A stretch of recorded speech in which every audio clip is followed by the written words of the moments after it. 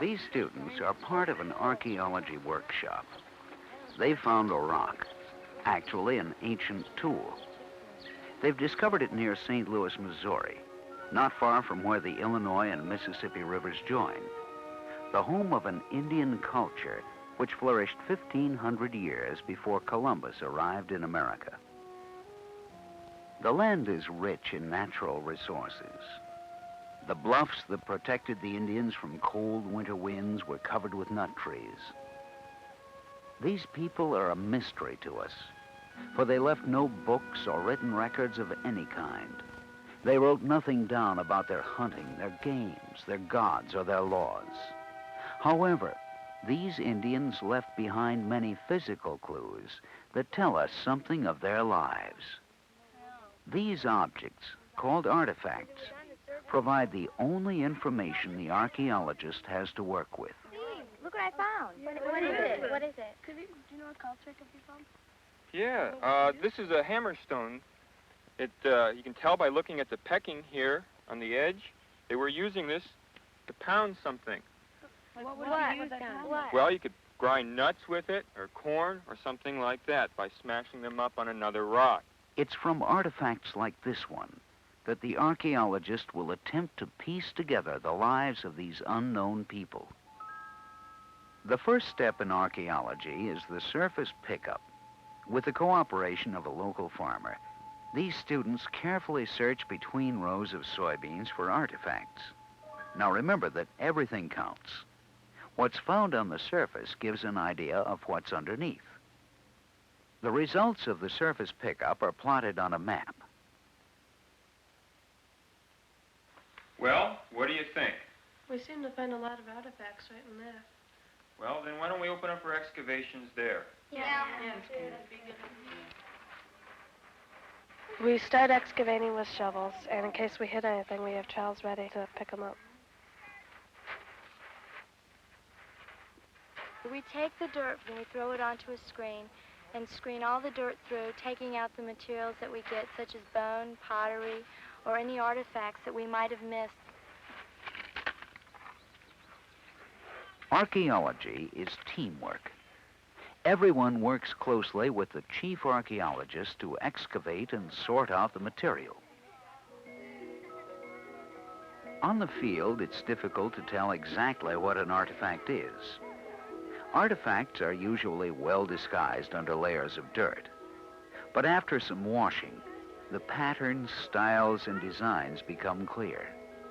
Now these artifacts can be correctly sorted and properly analyzed. You might think it's kind of weird to be using a paintbrush to clean a piece of pottery, but if you use a scrub brush like she's using on a piece of chert, well, you'll take away all your markings here. And you have to leave the markings so the lab can define and see whether it's middle woodland or late woodland pottery.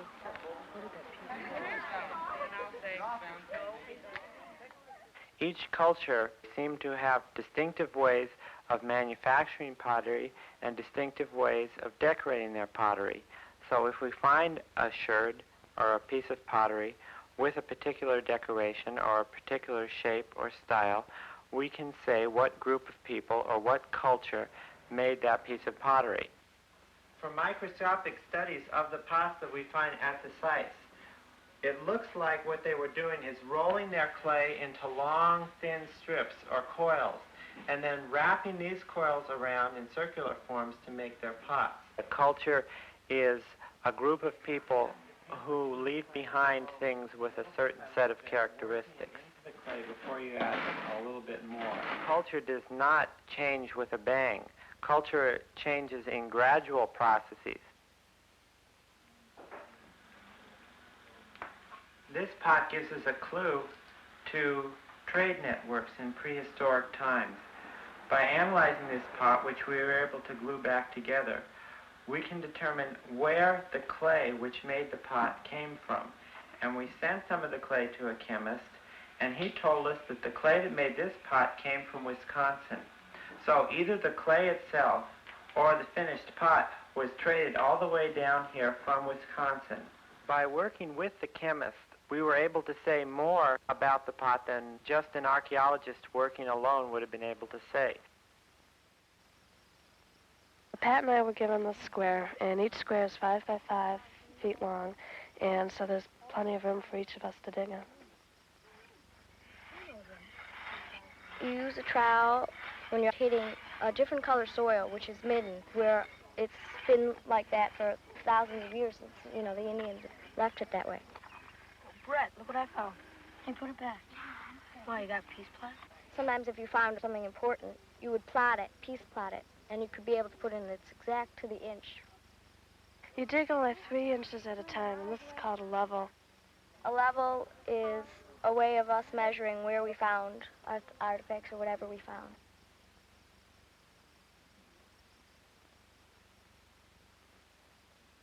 I didn't expect any writing at all, or hardly any.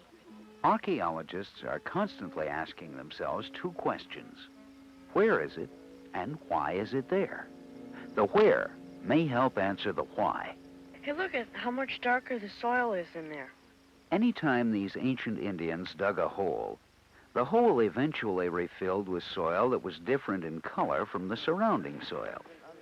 We call these refilled holes features. We started to dig the feature with trowels, and we found some burnt charcoal and burnt limestone and a scattering of bone and bits of things that look like seeds. And other things that would have resulted from a fire or fire pit.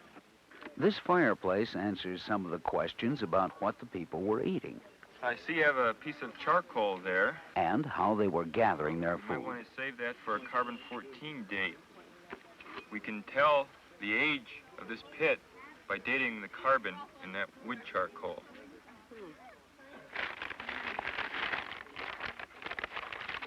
Well, what about this? Can you carbon date that? This projectile point isn't an organic material. It's a stone object, and stone has no carbon in it. So we wouldn't be able to use a carbon-14 dating like we can on that wood charcoal. But we can take it to the Stone Artifact Lab, and the analyst there can tell us how old this is by the style of the point. What you got? We have a projectile point we found in our feature today. Steve said we could date the site through something like this. How would that be done? Well, let's see. We can't always tell from a single artifact how old it is, but we have other artifacts to go by. Along with these points, the deep side notches and the convex base, we have these polyhedral cores, and we also have these nice parallel-sided flakes, all of which date to about 2,000 years ago. What would these tools have been used for? We call these things lamellar flakes. We think they're various types of knives. Maybe for leather cutting, you just take the flake and the leather and just start cutting. And it cuts fairly well. Leather's pretty tough. Just like that. The Carbon-14 lab confirmed the findings from the Stone Artifacts Lab that our fireplace was used between 100 BC and 50 AD. From the Pottery Lab, we discovered that the people were the Hopewells. From the flint skinning knife, it appears that these people prepared the meat near the fire that would later cook it.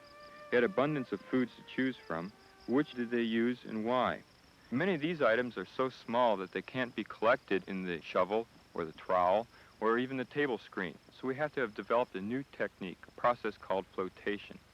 Lift the basket up higher, higher. There you go. Now dump it. Okay. There you go. So I'll swish through here. Now we're going to want to get the heavy remains off the bottom. So I want you to put all the dirt down in this one corner. We'll recover such tiny remains as carbonized seeds, nuts, fish scales, fish bones, as well as burnt clay objects, pottery, and chert plates. Okay, that's real good. Now you can empty your By bucket studying out. these plant remains, the botanist has an idea of what the people were eating. The plants they use the most would be the nuts, like hickory nuts, and acorns, and black walnuts, and pecans. The Illinois River Valley was rich in natural weed crops. Because they were easily harvested and provided a ready source of food, we suspect that these people did not need to use agriculture.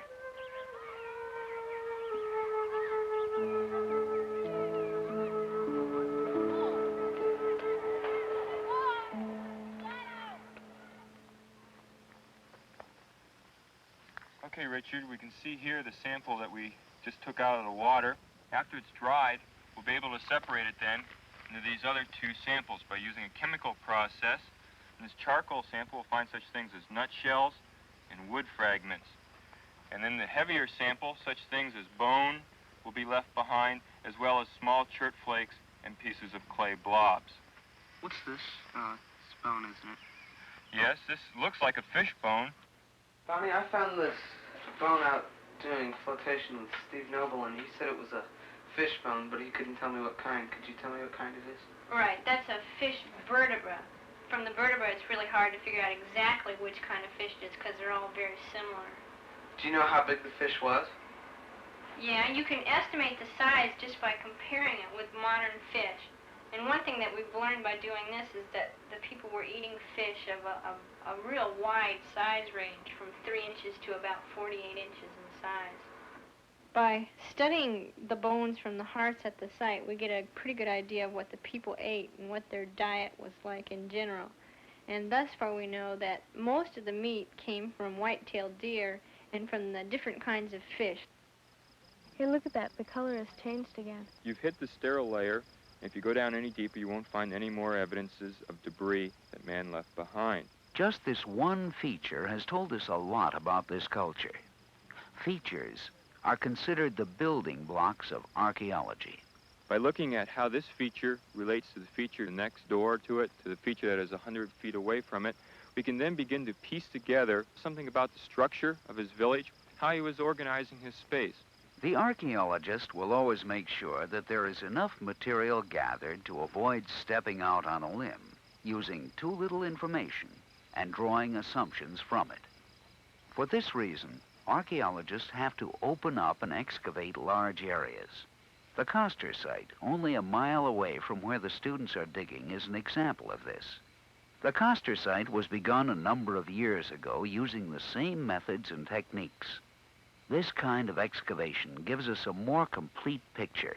It shows the full range of what the people were doing. You know, I'm often asked why we tackle a site like Coster, a big hole like this with many levels. 14 villages covering over 8,000 years of human life. It's in a site like this that we can actually see why these ancient civilizations rose and decayed. Perhaps getting some clues that will help us live better today. Basically, we're looking for clues to help solve our own problems. And you've got to look at ancient culture over many, many long time periods before you can do that. What were these people like? They were very much like you and I. They belonged to the same species as you and I. And if one of these people walked downtown Chicago, you would say, there goes an American Indian. And yet they lived here 400 generations ago. They're the same people as you and I. And in fact, what we're looking at is you and I, in a sense, thousands of years ago, and therefore we're looking at our own history.